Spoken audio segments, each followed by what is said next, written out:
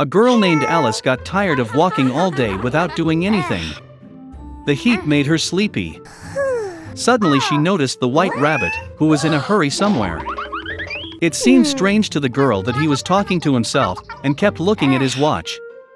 Burning with curiosity, Alice rushed after the rabbit, and without hesitation jumped after him into the hole. Inside was a deep well, the walls of which were lined with bookcases. Alice fell very slowly and managed to see everything properly. Once at the bottom of the well, the girl noticed a glass table with 3 legs. On it lay a small golden key and some kind of bottle. Alice tried to open the door with the key, but it was too small. Looking around, she saw a small door. To open it and find herself in a magnificent garden, Alice had to drink from a bottle from the table. After taking a couple of sips, she began to decrease in size. The girl shrank so quickly that she did not have time to take the key from the table. Then she saw a magic pie on the floor. As soon as Alice took a bite, she began to grow rapidly upward.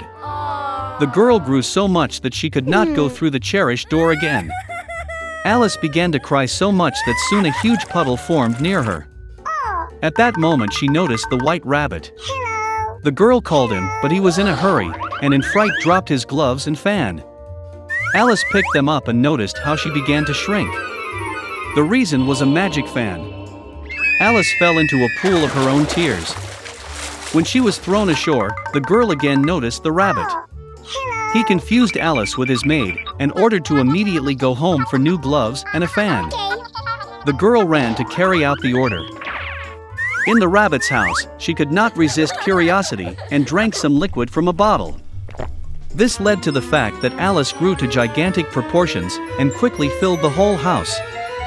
She was able to shrink only thanks to the pies. Having regained her previous dimensions, the girl ran away. Soon she saw a huge mushroom on which a large blue caterpillar was sitting. Alice complained to her about her constant changes in height. The caterpillar advised the girl to eat a piece of mushroom.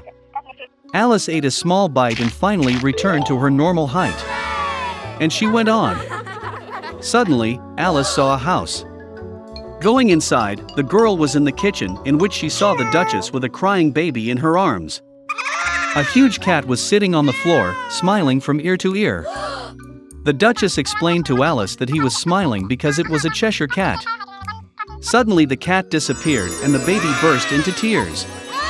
The Duchess gave the child to Alice, and she herself went to the Queen. The girl was surprised to find that she was not holding a child, but a real little pig. When the cat reappeared, he advised Alice to find the March hare. And then he disappeared, and only his smile remained in the air. The girl hit the road. Soon she saw the house of the March hare. Alice came just in time for the beginning of the tea party. The table was huge, but only the March hare, the Mad Hatter and Sonia the Mouse were sitting at it. They would not let anyone sit at the table, and said that there was no room. Alice learned that they were forced to drink tea incessantly as punishment for killing time. The hare and the Hatter mocked the girl in every possible way and ridiculed her. Unable to tolerate such rudeness, she silently got up and left. Soon Alice found herself in a wonderful garden. She noticed gardeners who looked like playing cards. They dyed white roses red. The girl was very surprised at this. She learned that their queen loved red roses, and only white ones grew. The queen executed her servants for the slightest offense. The gardeners said she was judging the servant who stole the cookies right now. Alice was very interested, and she went to court. There she saw the March hare and the Mad Hatter testifying. When they finished, the queen suddenly summoned Alice for questioning. The girl replied that she knew nothing and ordered to let the servant go. The queen got angry and ordered to grab the girl. At that moment, Alice felt that she began to grow again. The girl realized that these were just cards, and she was not afraid of them. And at that very moment, the magic disappeared. Alice woke up in the same clearing where she first saw the white rabbit. There was a familiar landscape around, familiar sounds were heard. So it was only a dream, thought Alice. Once upon a time there lived an old man and an old woman in a small house on the edge of the forest. Everything in their life was arguing. Only one thing was missing: the old man and the old woman did not have children. Once the old man asked to bake a gingerbread in the shape of a little man. The old woman looked into the barn, and there was almost no flour left. She took a bowl, scrubbed it along the box, swept it along the bottom, and a handful of 2 handfuls of flour gathered. The old woman kneaded the dough with sour cream, and when she was rolling out a gingerbread on the table, she took it and made it in the shape of a little man with arms, legs, with a head, and put it in the oven. After a while, the old woman came up to see if the gingerbread was baked, took it and put it on the window to cool. The gingerbread man cooled down, lay down, but suddenly got up and ran as fast as possible out of the house, from the window to the bench, from the bench to the floor, across the floor and to the doors, jumped over the threshold to the porch, from the porch to the courtyard, from the courtyard to the gate, farther and farther. The old woman called her husband, and they both rushed after him. But it's not so easy to catch the gingerbread man. Now, he has already reached the field where the peasants were threshing their crops. Running past, the gingerbread man shouted at them that he had already run away from the old woman and the old man, and he would easily run away from them too. The peasants heard this and ran after him. But no matter how fast they ran, they could not catch up with him. A gingerbread man ran up to the field where the mowers were mowing the grass.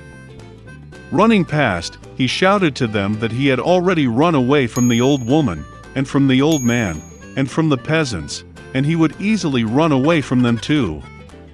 The mows could not stand such ridicule. Everyone rushed after the gingerbread man. They run as fast as they can, but they cannot catch up. And towards the little man the cow is walking, he shouted to her that he had already run away from the old woman, and from the old man, and from the peasants, and from the mowers, and he would easily run away from her too. The cow got angry, and also rushed after the gingerbread man. Only he cannot catch up. And to meet him a pig. The little man shouted that he had already fled from the old woman, and from the old man, and from the peasants, and from the mowers, and from the cow, and he would easily run away from her too. A pig screeched and ran after. Only she could not catch up, she was too fat. A gingerbread man runs along the road, and a hare meets him.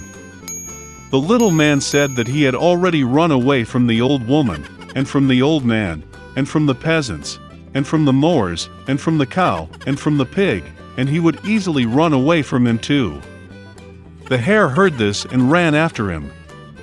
Nor can he catch up with the little man, only the hare saw him. A gingerbread man runs, and a wolf meets him. "I will eat you," says. And the little man answered him that he had already fled from the old woman, and from the old man, and from the peasants, and from the mowers, and from the cow, and from the pig, and from the hare, and he would easily run away from him too.